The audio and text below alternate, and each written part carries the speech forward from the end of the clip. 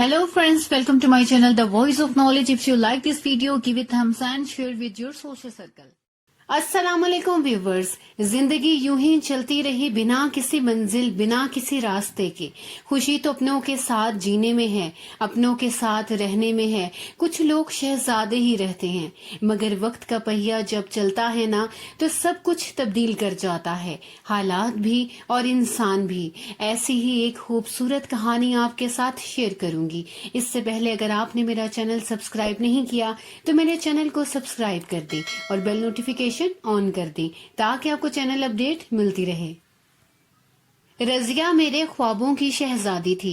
मैं क्या और मेरे ख्वाब क्या, लेकिन ख्वाब तो सभी के होते हैं ना, और ख्वाबों की शहजादियां भी। मेरे पास था ही क्या इसे देने को, फिर भी वो खुश थी कि जो कुछ छोड़ कर आ रही थी वो भी किसी की शहजादी ही होगी। बस ख्वाबों की शहजादी ही बना सकता था। चाचे फजल दीन की रज्जो मेरे ही नहीं, मेरे जैसे बहुत से गए गुजरे शहजादों के ख्वाबों की शहजादी थी, और हम भी बस शहजादे ही थे, अपनी माओं के शहजादे। तंग कीचड़ भरी गलियों, बदबूदार खुली नालियां और इन पर भिनभिनाती मक्खियों के साथ मानूस, बगैर मुंह धोए सारा सारा दिन नवारा गर्दी करने वाले शहजादे। एक दिन स्कूल और 2 दिन बाबा शाह मलंग के दरबार पर आवारा घूमकर घर लौट आने वाले शहजादे। एक एक जमात में कई कई साल गुजार कर उस्ताजा से मुज़हका खेज हल्काबात हासिल करने वाले शहजादे। हम जैसों को लोग कहते हैं, ओ जा तू भी शहजादा ही है। खैर, इन हालात में अगर रज्जो मेरे ख्वाबों की शहजादी थी तो किसी को इस पर क्या एतराज हो सकता था। कोई मुझे और रज्जो को क्यों जानने लगा कि एतराज की नौबत आई, और जो हमें जानते थे वो मेरे ही जैसे शहजादे थे, जिनके ख्वाबों की शहजादियां भी बस रज्जो जैसी ही थीं। ओ जा तू भी शहजादा ही है। अब्बा की मरुंडे की झापड़ी से घर जैसा तैसा चल रहा था, और सच तो ये है कि बड़ी मुश्किल से चल रहा था। किसी ने कहा कि गन्ने की गंडेरियों के काम में पैसे ज्यादा बचते हैं। बस इसे शाम को चाचे करमदाद ने गंडेरियां छीलना सीखना शुरू कर दी। 1 हफ्ते की ट्रेनिंग काफी रही। मुसाफात से पौने गन्ने से लदी ट्रॉलियां ट्रैक्टरों के पीछे भागती, हरे हरे लंबे और मोटे गद्दार गन्ने लाते तो अब्बा मंडी से 2 घट्टे सुबह ही सुबह खरीद कर साइकिल पर लाद लाता। छील छाल कर गंडेरियां बनाई जाती। अब्बे ने मास्टर गुलाम नबी से लकड़ी की रेहड़ी मुनासिब किराए पर ले ली, और मीठी गंडेरियों को टोके से काट काट कर ढेर लगा लिया जाता था। अब्बा रेहड़ी पर लाल रंग का प्लास्टिक बिछाता, बर्फ का बड़ा सारा टुकड़ा जमा कर कर इसके ऊपर मीठी गंडेरी कतार दर कतार सजाता। इस एहतमाम के बाद शहबाज की दुकान से खरीदी देसी गुलाब की खुशबूदार ताज़ा पत्तियों का छिड़काव सा कर दिया जाता। तराजू बाट रेहड़ी के नीचे रखे जाते, फिर छीले हुए गन्नों के लामले टूटे रेहड़ी के नीचे खाने में टिकाते जाते, और गंडेरियों की मिठास पर मधुमक्खियां और भड़ उमट उमट कर आते और मिठास चाटने काटे बगैर लौट जाते। जिंदगी के पल, पहर, दिन और माह और वसाल गुजरते चले गए। उम्र ऐसे कटी गई कि जैसे अब्बे की गंडेरियां कट कटाकट और अब्बे के टोके की कट कटाकट के सर पर हमारा सारा घर धमाल डालता रहा। कट कटाकट और धम धमाधम। अब्बा जो कमा कर लाता अम्मा के हाथ पर रखता। मैंने कभी अब्बे को अम्मा से नाराज नहीं होते देखा, चीखते चिल्लाते नहीं देखा। अब्बा रात को रेहड़ी धकेलता, थका थकाया आता। अब्बे की रेहड़ी के साथ ही साथ इससे आगे ही आगे छीले गन्नों की बोझल मीठी खुशबू हमारी कोठरी में आ घुसती।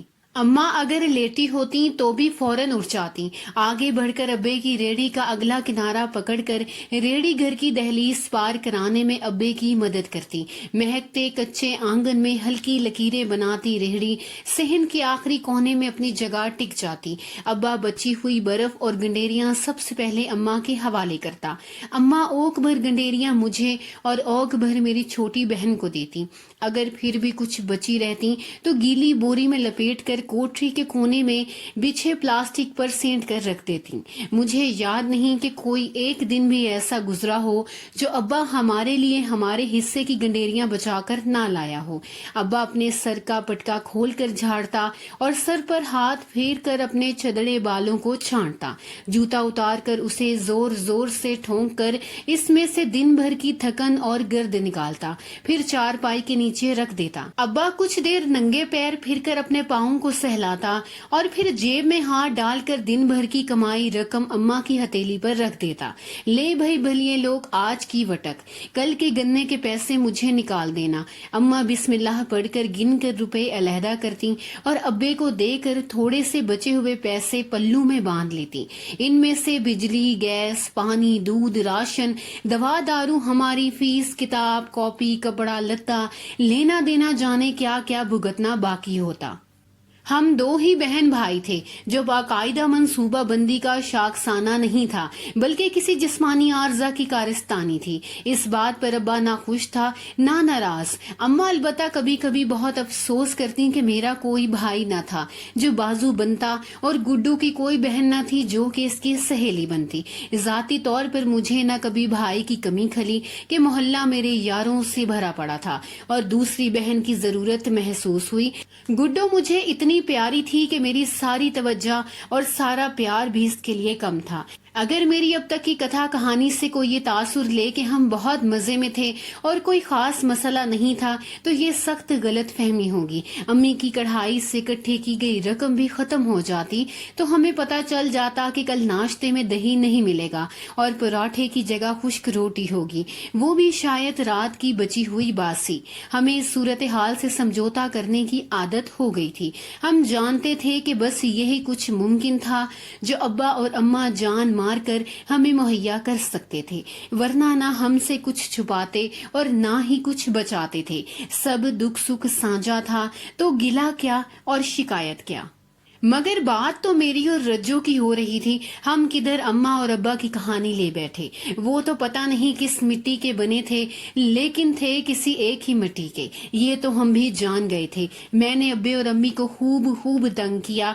अब्बे की मेहनत की कमाई की फीसें जाया करते, कुछ शर्म न आती, बस मस्त था अपने हम जोलियों में यूं भागा फिरता जैसे जिंदगी मजाक ही हो। हर उफक पर कहकशां नजर आती थी, हर शराब ठाटे मारता दरिया बल्कि समंदर दिखता था। गुड्डो मुझसे छोटी थी, 5वीं पास करके घर बैठ गई और माँ की मददगार बन गई। कहते हैं कि लड़कियां जल्दी बड़ी हो जाती हैं। गुड्डो अभी कुछ ज्यादा भी बड़ी नहीं हुई थी कि नजीर की डोली में बिठा दी गई। नजीर का कस्बा हमारे शहर से बहुत दूर नहीं था, फिर भी इतनी दूर जरूर था कि गुड्डो चाहते हुए भी हमें 4-6 महीने से कबल मिलने ना आ पाती। अपने वालिद के फौत होने के बाद अपनी शादी से पहले ही नजीर अपने वालिद का छोटा सा साइकिल पंचर का अड्डा अकेला चला रहा था।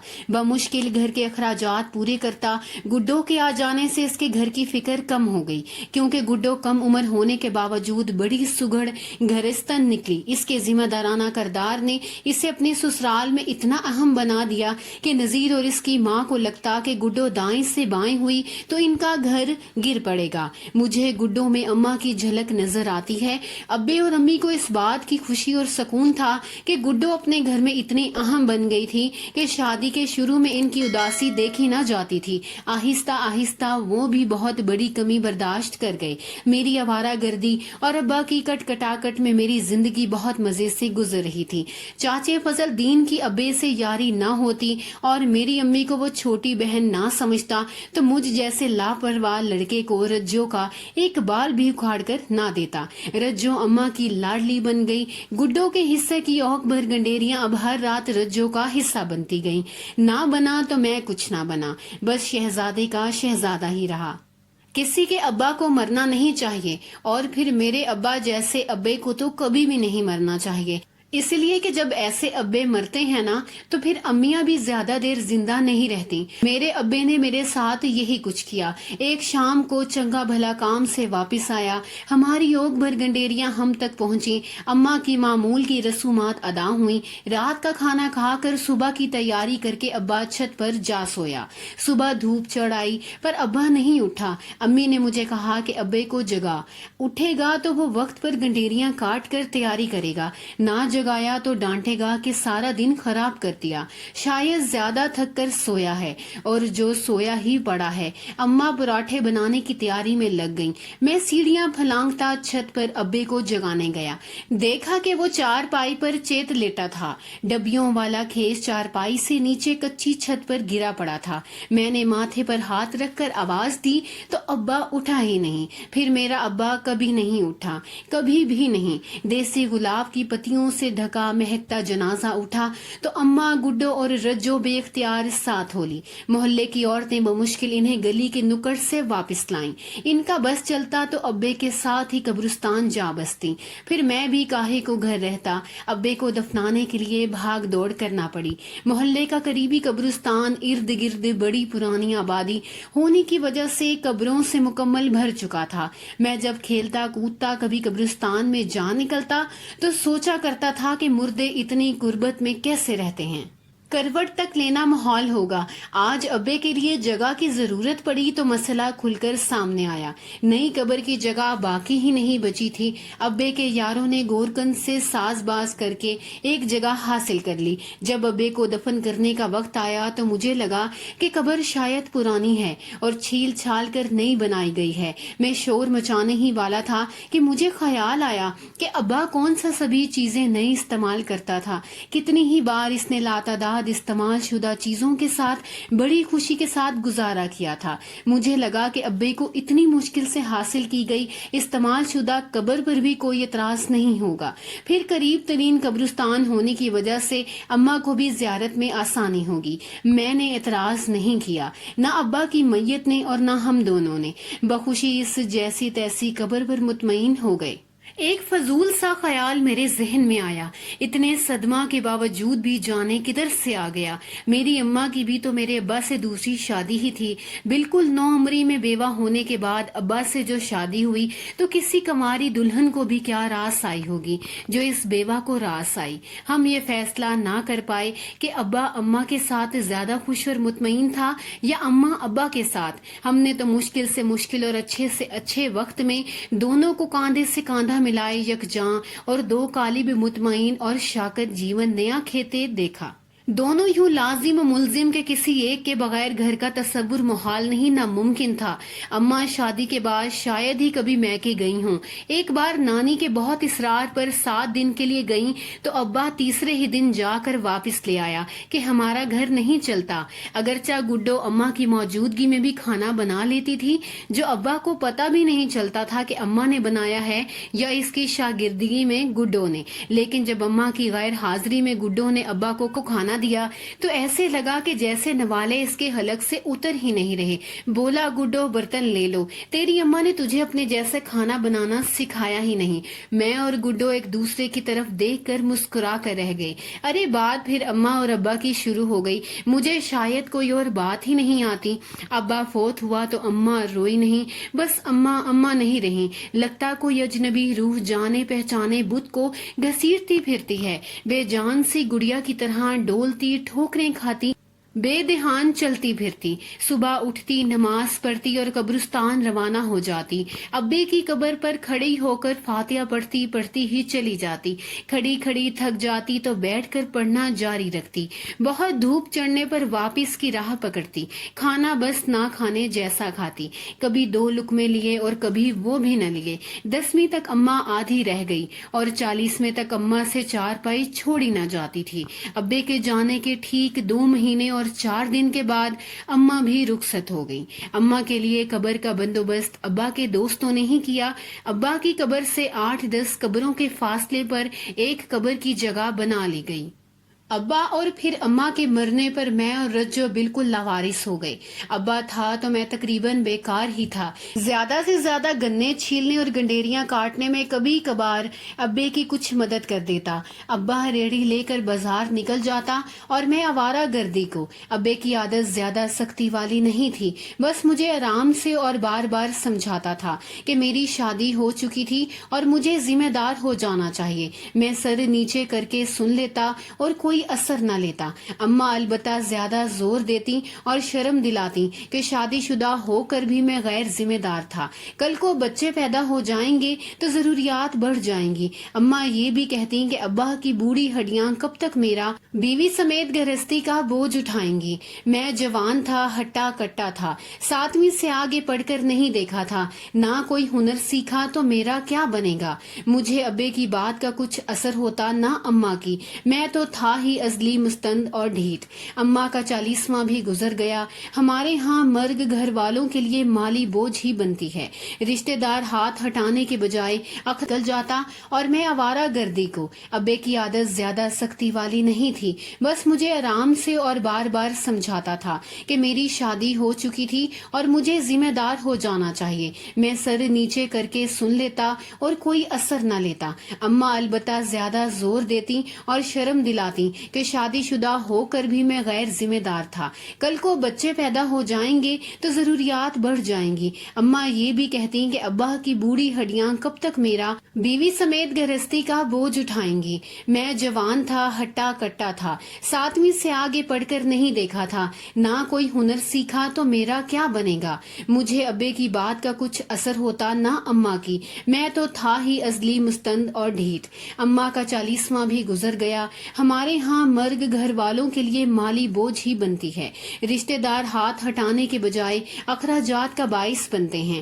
کفن، قبر، مولوی صاحب، کل 10واں اور پھر 40واں۔ پھر جس گھر میں اوپر 2 تلے اموات ہو جائیں اور رخصت بھی وہ ہوں جو بنیادی ستون ہوں، جن پر مکمل گھر ٹکا ہو، تو آپ اندازہ لگائیں کہ باقی کیا بچے گا۔ ہمارا پس اندازہ کچھ زیادہ نہیں ہوتا، بس ہوش آیا تو تقریباً کلاش تھے۔ ماسٹر غلام نبی والی ریہڑی ابے کے مرنے والے دن سے اسی کونے میں کھڑی تھی جہاں ابا اسے کھڑا کر گیا تھا۔ میں جب بھی اسے دیکھتا تو 100 منظر میری آنکھوں کے سامنے گھوم جاتے۔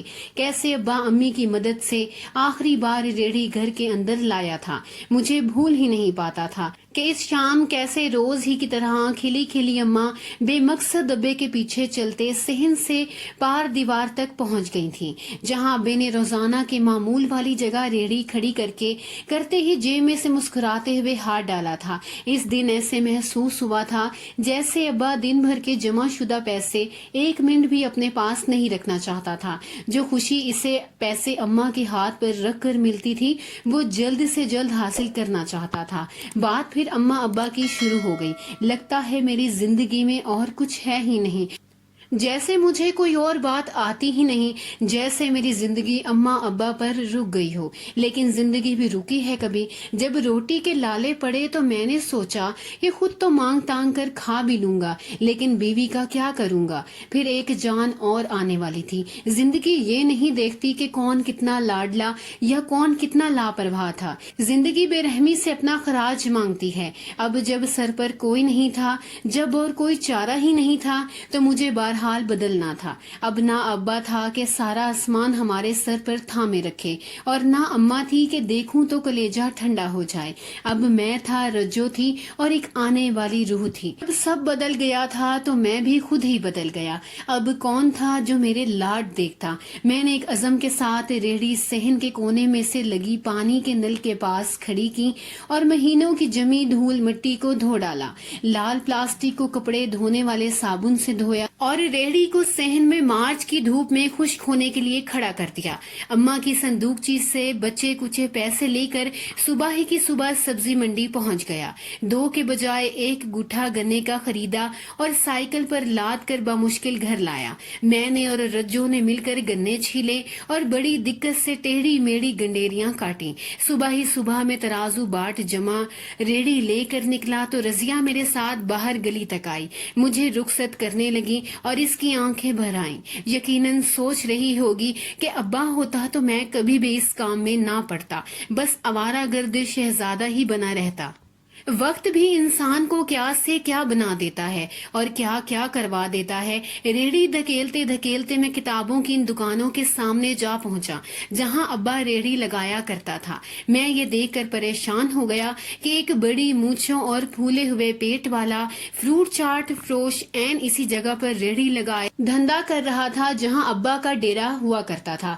मेरी रेहड़ी पर नजर पड़ी तो इसने मुझे घूर कर देखा और मूंछों पर ताव देकर लाल आंखें घुमाई जैसे कच्चा चबा जाएगा। मैं खौफजदा होकर छुपते छुपाते इस रेहड़ी को धकेलता कनी कतरा कर आगे निकल गया। बड़ी सड़क से पहले गली के नुक्कड़ पर बिजली के खंभे के साथ मुझे रेहड़ी खड़े करने की जगह मिल गई। मैंने रेहड़ी वहीं टिका ली। जूं जूं वक्त गुजरा बाजार की रौनक बढ़ती गई। मेरा पहला गाहक आध किलो गंडेरी खरीद कर ले गया तो मुझे लगा कि मैं दुनिया में आने का मकसद पा गया हूँ।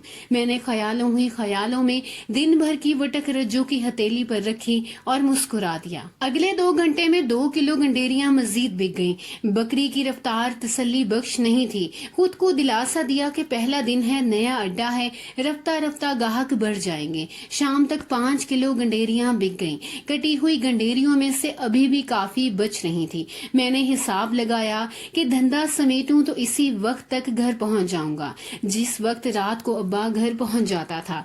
तराजू बाढ़ संभाले, बची हुई गंडेरियों को मलमल के कपड़ों से ढांपा और घर रवाना हुआ। घर का दरवाजा खटखटाया तो रज्जो भागती आई। दरवाजा खोला और रेहड़ी को मेरे साथ धकेलती घर के अंदर ले गई। मैंने रेहड़ी ऐन वहीं खड़ी की जहां अब्बा खड़ी किया करता था और ओक भर गंडेरियां पकड़कर रजिया की तरफ देखा। मेरा दिल भर आया। जरा संभल कर मैंने जेब में हाथ डाला और दिन भर की कमाई निकाल कर रज्जो के हाथ पर रखी। ये लो भली लोग आज की वटक। मुझे गन्नों के लिए रकम नहीं चाहिए थी क्योंकि मेरे कल के बचे आधे गन्ने अभी बाकी थे। अगले दिन फिर मामूल के मुताबिक मैं रेहड़ी लेकर कल वाली जगह पर जा टिका। अभी रेहड़ी खड़ी ही की थी कि खाकरोब झाड़ू पकड़े आ पहुंचा और 5 रुपए का तकाजा करने लगा। पता चला कि ये रोजाना का भत्ता इसे सब रेहड़ी वाले देते हैं। शुक्र है जेब में 10 रुपए थे सो उससे जान छुड़ाई। आज गाहकी कल की निस्बत बेहतर थी। दोपहर तक 3-4 किलो गंडेरियां निकल गईं। मैं खुश था कि काम चल निकला है और जल्द ही अबे जितनी कमाई करने लगूंगा। सपहर 3 बच्चे के करीब बाजार में एक गलगला उठा। आनन फानन 2 ट्रक और दर्जनों कारिंदे गारत गरी करते करते आवारद हुए। फ्रूट चाट वाला मछंदर रेहड़ी भगाकर करीबी गली में घुस गया। मैं अभी हैरत जदा हवास बाख्ता सूरत हाल समझने की कोशिश ही कर रहा था कि मेरी रेहड़ी काबू करके बड़ी सरस से गंडेरियों और बाकी साजो सामान समेत ट्रक पर लाद दी गई। मैंने भागकर ट्रक पर चढ़ने की कोशिश की तो एक डंडा मेरे सर पर पड़ा और एक थप्पड़ मेरे मुंह पर। मैं दर्द और तहीन के बाइस साकित होकर रह गया। मेरे देखते ही देखते म्यूनिसिपैलिटी का तहबाजारी का अमला और ट्रक मेरी सारी कायनात समेट कर गायब हो गए। शाम गए मैं लुटा पुटा घर पहुंचा। रज्जो मुझे यूं बदहाल देखकर सख्त परेशान हुई। अगली सुबह और बुरी साबित हुई कि मास्टर गुलाम नबी सुबह ही सुबह आधम का और बोला कि अब्बा की शराफत की वजह से इसने कई महीने से रेहड़ी का किराया नहीं लिया था और अब रेहड़ी ही चली गई थी। इसने हाथ जोड़कर कहा कि वो जुर्माना भरकर म्यूनिसिपैलिटी से अपनी रेहड़ी वापस ले आएगा और बाकी किराया भी नहीं मांगेगा, लेकिन आइंदा के लिए मुझ निकम्मे को रेहड़ी नहीं देगा। मैं और रज्जो इतने परेशान हुए कि हमारे मुंह से कोई दलील भी न निकली। बस टिक टिक इसे गुस्से से भुना कर जाता देखते रहे। इसके जाने की काफी देर के बाद तक हम में से कोई कुछ ना बोला। बस हम बेहिस्सो हरकत से हो गए। ऐसा लगा कि जैसे अब्बा और अम्मा की मोहब्बत की निशानी कोई हमसे छीन कर ले गया हो, जिसे हमारे घर की रौनक छिन गई हो, जैसे जीने की उम्मीद मध्यम बढ़ गई हो। 2 दिन तक हम इस सदमे से बेहाल रहे। रज्जो घर के काम काज में दिल लगाने की कोशिश करती, लेकिन फिर आके खाली खाली से मेरे पास आ बैठती। मैंने कोशिश की कि घर से बाहर कोई मसरूफियत ढूंढूं, काम की कोई सबील सोचूं, लेकिन कुछ भी ना सूझा। इसी खाली खोखलेपन को लिए मैं एक दिन सड़कों पर निकल गया। शाम तक आवारा घूम गया और थक गया तो कटी पतंग की तरह डोलता एक चौक में बने फवारे के गिर्द बनी 1.5 फुट ऊंची दीवार पर टिक गया।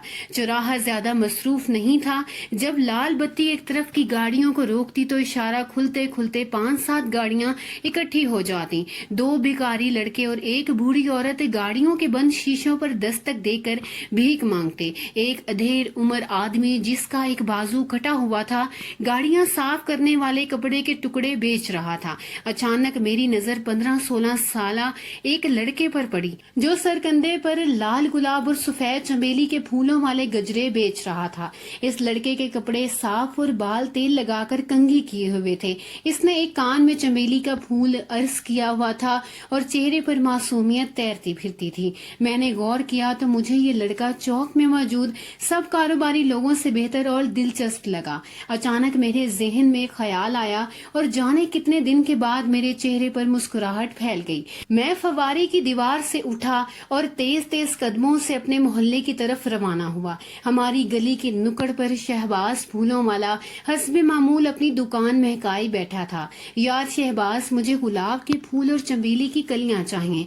मेरी बात सुनकर वो चौंका। बहरहाल मैंने बड़े उम्दा तरोताजा फूल और कलियां खरीदी और घर रवाना हुआ। रज्जो ने मुझे आते देखा तो इसके चेहरे पर इत्मीनान और आंखों में चमक आ गई। रजिया रानी, मुझे गजरे बना दो, मैं गजरे बेचूंगा। मैंने फूलों का पैकेट रज्जो के हवाले किया। रजिया ने हैरत से मेरी तरफ देखा, कुछ कहने को मुंह खोला लेकिन बात किए बगैर ही पैकेट लेकर कमरे में घुस गई। रात बैठकर बड़ी दिलजमी से रज्जो ने 25 गजरे बनाए, इतनी नफासत से कि दिल खुश हो गया। हमें पता था कि गजरे ज्यादातर शाम को बिकते हैं, इसलिए हमने गजरों को पानी छिड़ककर दिन भर ताजा रखा। शाम से पहले मैं गजरे सरकंधे पर सजाए घर से कोस भर दूर इस चौक पर जा खड़ा हुआ, जिसकी एक सिमत में एक बड़ी मार्केट का रास्ता था और दूसरी तरफ बड़े बड़े फ्लैट्स वाली बुलंदो बाला इमारत थी। शाम तक मेरे 2-3 गजरे ही बिके। मुझे घर की फिक्र थी, रज्जो से प्यार था और आने वाली रूह के लिए मेरा दिल मोहब्बत से भरा हुआ था। मुझे कम से कम इतनी रकम कमानी थी कि मैं घर चला सकूं। मुझे सब गजरे बेचने थे। एक एक गजरे का मुआवजा मेरे आने वाले कल की आफियत की जमानत था। हर बिकते गजरे के साथ मेरे एतमाद में इजाफा होता जा रहा था। रात होने पर लोग जोड़ों की शक्ल में तकरीबात के लिए निकले। गजरों की बिक्री में तेजी आई, फिर काफी देर बेकार इंतजार करना पड़ा। इसी दौरान सबसे ज्यादा मजा एक 70-75 साला जोड़े को गजरा बेच कर आया। बूढ़े मर्द ने बड़ी रचाऊ से खरीद कर इससे कामते हाथों से गजरा अपनी हम उम्र खातून को पहनाया। मुझे अब्बा और अम्मा याद आ गई और मैं उदास हो गया। यकीनन आज इस उम्र रसीदा जोड़े की शादी की सालगिरह होगी। मेरे जहन में ख्याल आया 50वीं शायद। मेरा जहन आवारा हुआ, लेकिन इससे क्या फर्क पड़ता है, वो तो पहले सालगिरह वालों से ज्यादा खुश और मुतमईन लग रहे थे। इस उम्र में भी एक दूसरे से मुंसलिक। रात भीगी तो एक और तरह के गाहक आना शुरू हो गए, वो जिन्हें देखते ही पता चल रहा था कि शब भर का एहतमाम किए फिरते हैं। गजरे बेचते बेचते तकरीबन आधी रात बीत गई। मैंने रज्जो के इंतजार का सोचा, लेकिन फिर फैसला किया कि मेरे कामयाब कारोबार का पहला दिन है। मैं रज्जो को समझा दूंगा कि इतनी रात गए क्यों वापस आया हूँ, लेकिन सब गजरे बेच कर ही जाऊंगा। रात 1:30 बजे के करीब मेरे पास सिर्फ एक गजरा रह गया। जेब में रखे नोटों की हरारत में अपने सीने में महसूस कर रहा था। अब सड़क पर इक्का दुक्का गाड़ी बहुत देर बाद आती। सड़कें सुनसान होने लगी। चौक के इशारे सुर्ख और सबज रोशनी दिखाने के बजाय बार बार और जल्दी जल्दी मुसलसल पीली रोशनी दिखाने लगे। इनका मतलब ये था कि अब इस चौक में इशारे के सबज होने के इंतजार में गाड़ी खड़ी करना जरूरी नहीं। मैंने अपने आखिरी गजरे पर नजर डाली। इसी असना में एक बड़ी सी शानदार स्याह रंग की कार आकर मेरे पास रुक गई। पिछली नशिस्त का शीशा खुला। एक उधेड़ उम्र खुशपोश शख्स नजर आया, जिसका सुर्ख सफेद चेहरा दमक रहा था। आंखें चढ़ी हुई थीं। साथ की सीट पर कोई 22-23 साल की नोखेज लड़की कि जिसका हुस्न नजर डालने की हिम्मत भी छीन रहा था, तकरीबन नीम दराज मर्द के ऊपर गिरी पड़ी थी। मुझे गजरा दे दो। यह मर्द की लखनत भरी लहराती आवाज सुनाई दी। मैं बेहिस्सो हरकत खड़ा रहा। लड़की ने मदहोशी से मैं अपना बाजू ऊपर उठाया और गोरे बाजू की खूबसूरत कलाई पर अपने दूसरे हाथ से दायरा बनाया कि गजरा कहाँ चाहिए। मर्द ने दोबारा हाथ बाहर निकालकर मुझे इशारा किया कि गजरा दे दो। मैं फिर वैसे ही खड़ा रहा। मर्द का हाथ इसके लिबास में गायब हुआ। वापस निकला तो फिर इसके हाथ में 500 का नया नोट था, जो इसने मेरी तरफ बढ़ाया। लड़के, ये सारे पैसे ले लो और मुझे गजरा दे دے دو۔ میں نے ایک لہجہ کے لیے سوچا کہ 500 کا نیا نوٹ سامنے لہرا رہا تھا۔ مجھے فیصلہ کرنے میں زیادہ دیر نہ لگی۔ میں فیصلہ کن انداز میں ایک قدم پیچھے ہٹ گیا۔ کھڑکی کی طرف نظر کی تو حسینہ ابھی بھی اپنی گوری گلابی کلائی پر دوسرے ہاتھ کا حالہ بناتی خیالی گجرا پہن رہی تھی۔ یہ اشارہ مدہوش مرد کی بےتابی کو دو چند کرتا تھا۔ اچانک مجھے اس گوری کلائی کی جگہ رجو کی کھردری سی ساملی کلائی ایک لہجہ کے لیے نظر آئی اور غائب ہو گئی۔ میرا فیصلہ اٹل ہو گیا کہ گجرے ختم ہو گئے ہیں بابو جی۔ میں 2 قدم مزید پیچھے ہٹا اور اپنے گھر کی طرف کو منہ کر کے تیز تیز چلنے لگا۔ چند قدم چل کر میں نے مڑ کر دیکھا تو گورا تنومند بازو 500 کا نیا نوٹ ابھی تک میری طرف لہرا رہا تھا۔ رفتار میرے گھر کی سمت اور تیز ہو گئی۔ رجو میری منتظر ہوگی اور اماں کی اوک بھر گنڈیریاں بھی میری کسی قسمت پر نہیں بیچ سکتا تھا، 500 روپے میں بھی نہیں۔ یہ میری شہزادی کا گجرا تھا، آخری بچا ہوا گجرا۔ امید ہے آپ کو ہماری آج کی کہانی بےحد پسند آئی ہوگی۔ کمنٹس باکس میں اپنی رائے کا اظہار کرنا مت بھولیے گا۔ ملتے ہیں اگلی ویڈیو میں۔ اللہ حافظ۔